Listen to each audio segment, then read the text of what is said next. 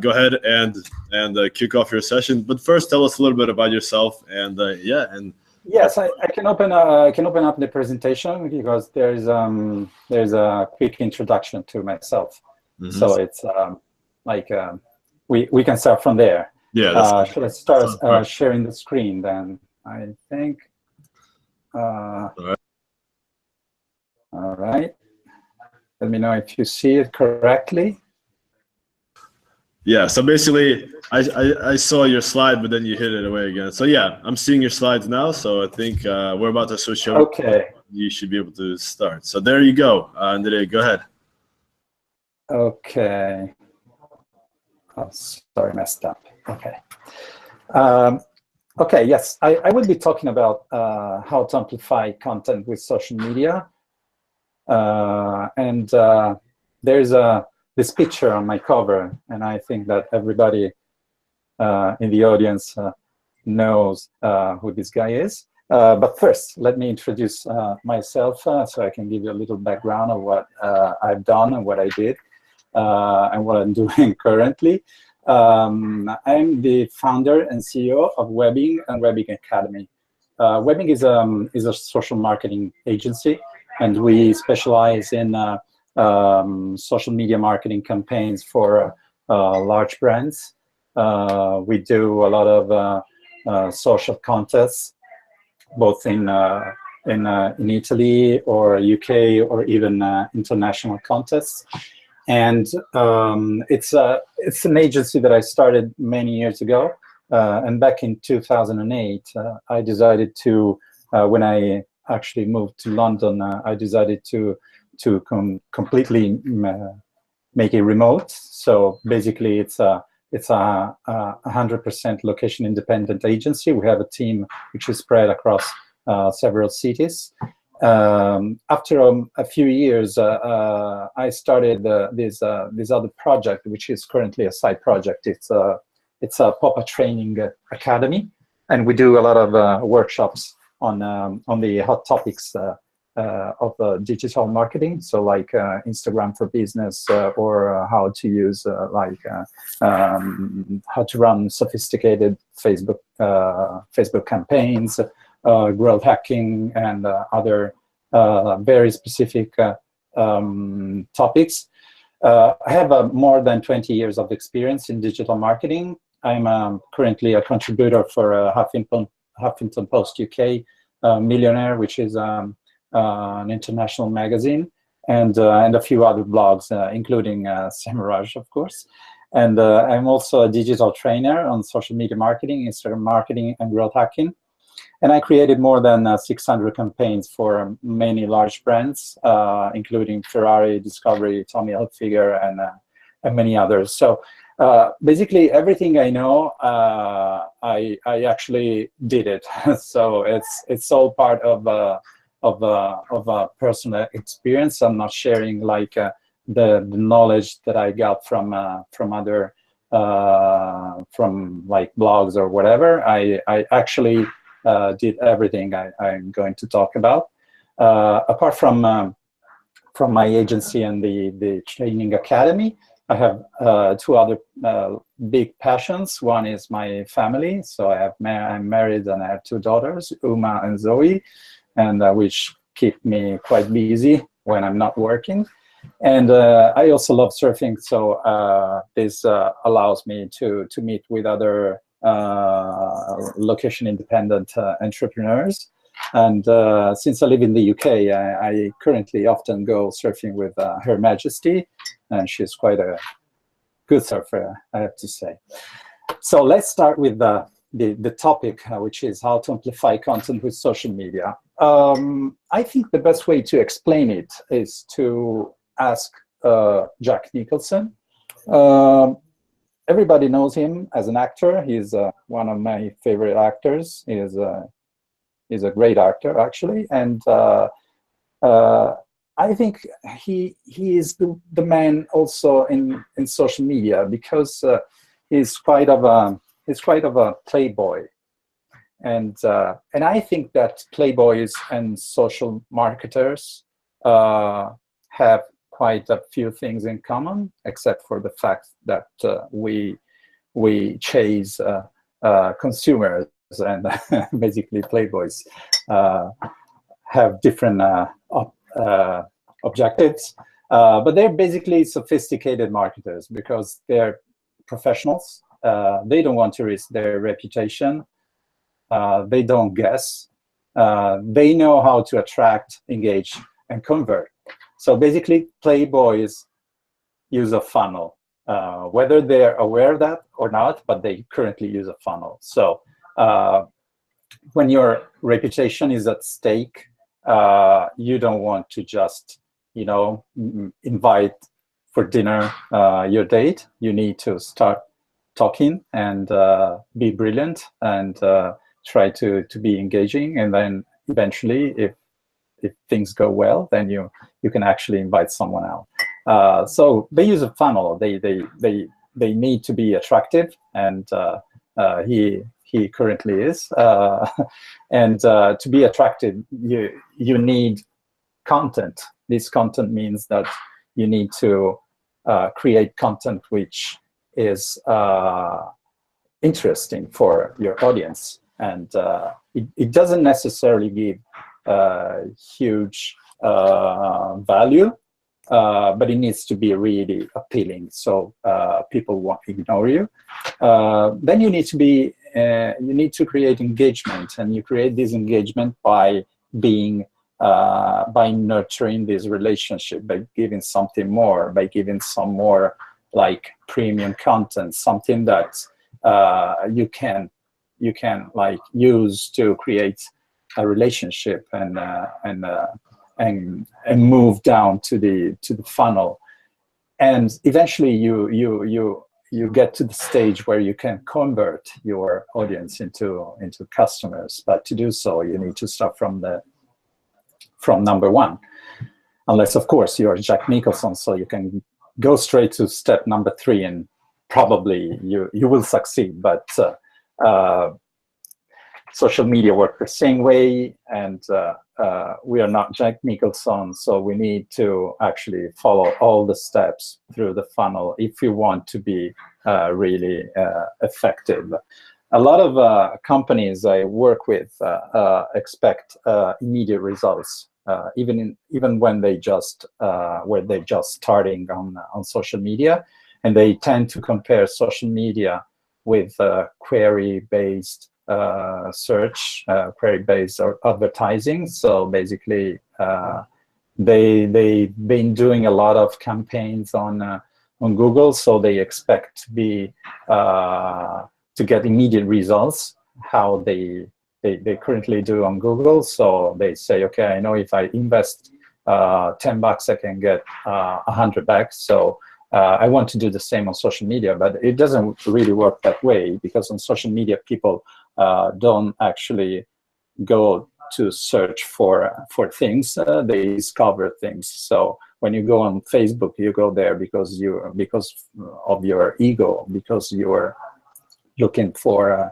information, because you are just spending some time, because you want to see your friends' photos or whatever. So basically, you need to use content that can be really attractive, and this is the very step of the funnel. And so usually this kind of content are like videos or animated GIFs or nice photos. Usually this kind of content is very light, is very easy to digest, and the only purpose is to get people attention. Then you need to keep these people engaged, and you need relevant content, you need premium content, you need to give something more in exchange of something more. So like a different relationship, or like an email address, for example. I give you this content if you give me your email address. So it's something that allows you to get more, to get your audience more engaged. And when when it's time to push your offers, then you can actually push your offers, because all your audience are ready to buy your products, or they know you, they've been following you, they have a relationship with you, and so they're interested in what you do because they choose to follow you. So basically, at some point, you are really in the position that you can push your offer and see if and how they convert. I use usually this approach, which I called the SPA approach. So relax and get customers. It's a 3-step approach. First, we have the strategy. So we need to create a detailed strategy, and we need to design the steps of the funnel and all the different pieces of content that we will use at different steps of the funnel. And we need to train our team that will be in charge of producing and amplifying this content on social media. Then we need to do what Dennis Yu, which is a great marketer and a Facebook ads guru, called digital plumbing, and a concept that I've stolen from him. It's basically putting all your software and pixels and tracking codes in place so you can actually measure what you're doing correctly. And so it's something that you really need to have in place, unless you're just going in the dark and trying to understand and guessing what's working and what is not. And then you arrive at the 3rd step, which is amplification, where you need to create, curate, and amplify your content. So once you have all your funnel in place and all your digital tools in place, you can actually start to create all the content calendars and start posting and amplifying the content. I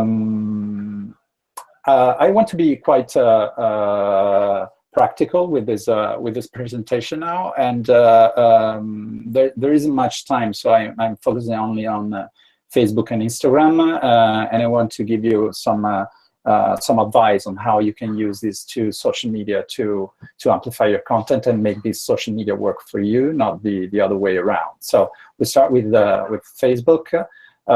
If you're a business, use pages, not profiles. This is quite normal, but I still see a lot of brands using personal profiles instead of pages.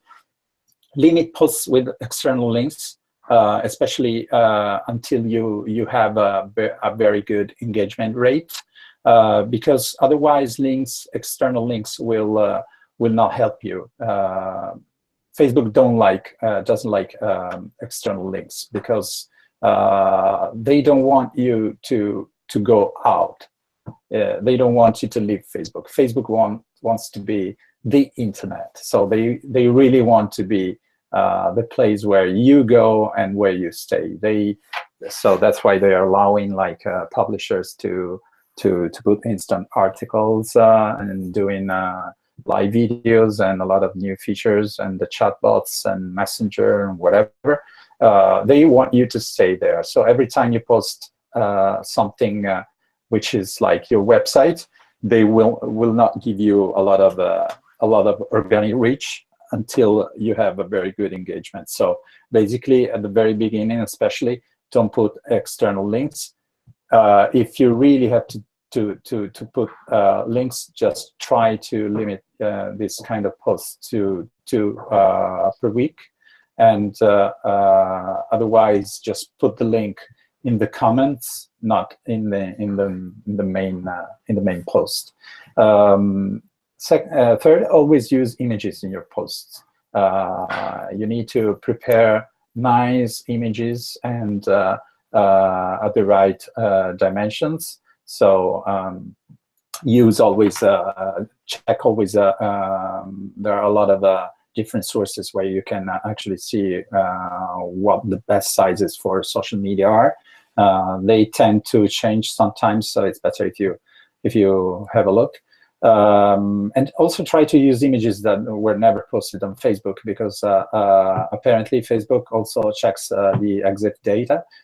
So basically, if you're posting an image which has been posted on Facebook already several times, they think it's less relevant. So if it's something completely new and it gets a lot of engagement, then Facebook, the algorithm, the EdgeRank, thinks that it might be actually a good content, and so they will help you spread the post.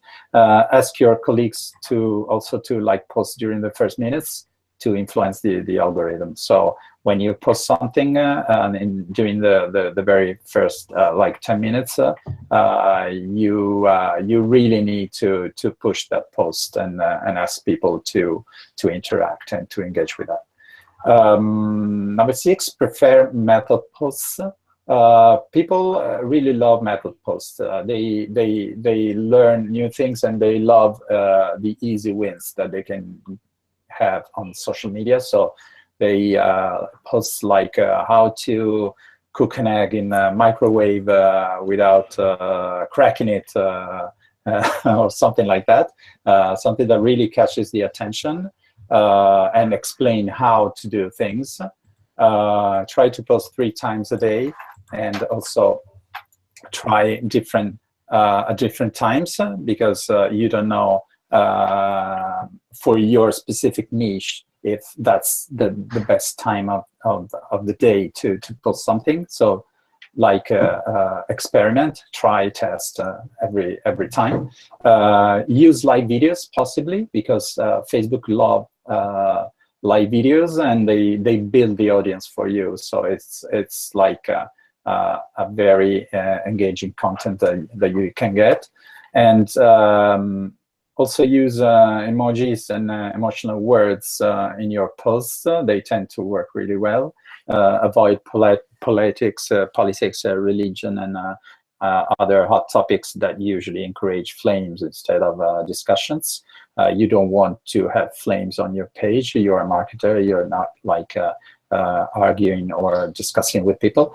And also find a way to quote someone, like an influencer in your post, and tag him, because that will give your post more visibility. Also, create, if you had the time to manage it, or at least join and be active on groups, because groups are really a powerful tool on Facebook, and they can give you a high visibility. Just pay attention not to share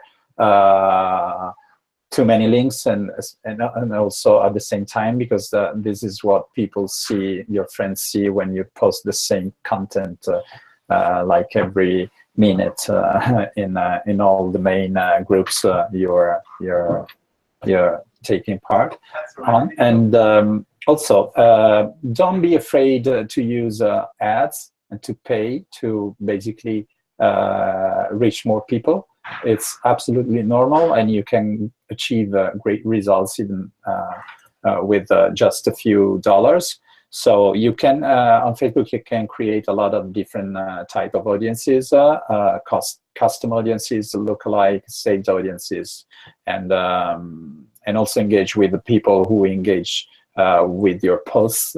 They're very useful. There's a practical example here. If you prepare the audiences in advance, then you can just boost the posts from your page, and it's very quick. And you can see on the left side, you have all the different audiences that I already created. Some are custom audiences, and some are saved audiences. I want you to focus on this one, which is in connections ads, which means my LinkedIn connections. I currently uploaded all my LinkedIn connections on Facebook, and Facebook found 1,600 of them. And I basically I can post something on Facebook and target all these audiences, so they see what I'm posting. To do so, you can just go to LinkedIn on your My Network area, click on Expert LinkedIn Connections, and download download the file, there is a link here. You can go directly there. And once you have the file, you just uploaded it in the custom audiences section on Facebook ads, and you create the audience. So it's very easy, and you can really play with audiences and create very specific ones, and you can really target very small groups of people. Like, for example, you can target people who work at specific companies, or, for example, you can target the media. You can reach journalists in your niche if you are a startup. You can create an audience composed only of journalists working at TechCrunch and Mashable and all the other news sites, and you can just target them with the right message, and you can reach between 200 and 300 people per day with just €1. So it's really, really cheap. There isn't a lot of time, so if I know a lot of more tips, and if you want to know more, just tweet me and I'll be happy to share. Instagram, I start usually talking about Instagram with this woman, which is an Instagram guru to me. Her name is Marie. She is the owner of a very small cafe in Bali, Indonesia, and she has this very small cafe which is very, very popular among the expats community and the tourists, and she's basically really an Instagram guru, because she decided to find customers using Instagram. She studied her audiences, she studied people, and she realized that people going to the cafe and going to other similar places wanted to basically something that was very visual. So she created an Instagram account. Now she has a very long queue every day at every hour. And she basically decided to give the people what they wanted. So she created something that could be easily photographed and something really visual, like this milkshake. And also, as you can see here, the wall, which has this nice drawing.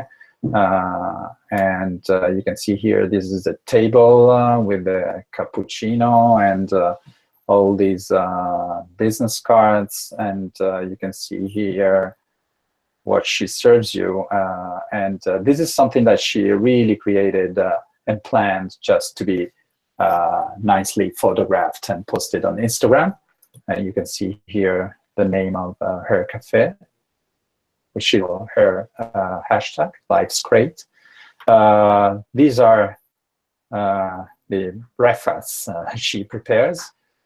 And she's really an Instagram guru to me, because I saw her taking the orders, turning around, taking her to iPhones and reposting and taking pictures and blah, blah, blah, but currently and constantly producing content and amplifying content to get to get customers, not to get just followers or likes. And you see here what she's doing. She's just creating everything just with the purpose of taking nice pictures. This is how you can really use Instagram to a lot of views and a lot of people interested in what you do. So this is a few tips. So first of all, study your audience. Try to understand what they really want and give it to them. Set your goals. Be very specific. How many followers you want per day? What's the engagement rate you're looking to achieve? And define a time range and try to stick to the plan. Use a business profile. So to do so, you need to connect your profile to your Facebook page. You get all the stats, the insights. So it's very interesting and it's recommended. Create beautiful products that people will want to photograph. If you are in retail, you can create natural sets like the wall that I show on the slide, because people really want to take photos and and share the photos. If the place, if your shop, if your product are nice, people are not going to take photos, because you take photos of something which looks nice when photographed. So basically, do that, and repost photos of your customers, because they are basically advertising you for free, and those are the best ambassadors you want to have. So they can be trusted more than you. So instead of publishing a lot of content, try to make it easier for your customers to produce the content and amplify it for you for free. Become a source of inspiration also, and educate your customers. If they're not taking the pictures you like, try to be a model. You post yourself the nice pictures, and people will follow. Use the right hashtags also. There are many hashtags that I see that are used by companies, and they're basically spam, so they won't help you at all.